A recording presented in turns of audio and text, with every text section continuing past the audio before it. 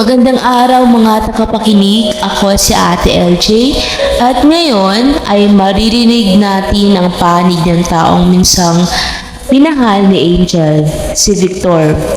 Ito ang Multo Ako, Part 2, ang huling pag-uusap. Pag-ibig na hindi natapos, pusong gustong magpaliwanag ngunit hindi na lang dumating ang pagkakataon.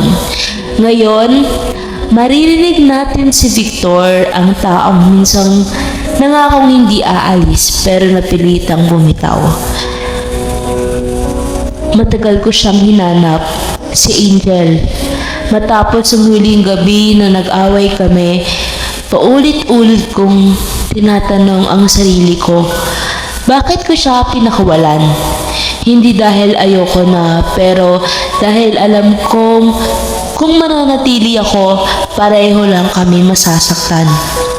Lumipas ang mga buwan hanggang sa isang araw nakita ko siya sa kapehang dati naming tambayan. Nakaupo, tahimik, parang kalmadong alon. Nang magkatinginan kami, parang tumigil ang oras. Hindi na ako yung dating Victor na puno ng yabang. At siya, hindi na rin yung Angel na laging umaasa. Angel, ikaw pa rin palang paborito kong alaala. Yun na ang nasabi ko. Ngumiti siya. Yung ngiti na dati kong dahilan para manatili. Pero ngayong nakita ko ulit, yun na rin ang ngiti nang sasabing, okay na ako. Tahimik lang kami. Uminom ng kape, walang salita. Pero sa loob-loob ko, ang dami gustong sabihin. Lahat ng sorry, lahat ng namimiss kita, lahat ng kung pwede lang ulit. Pero pinili kong manahimik. Kasi minsan, mas mabuting huwag na lang magsalita kapag alam mong tapos na talaga.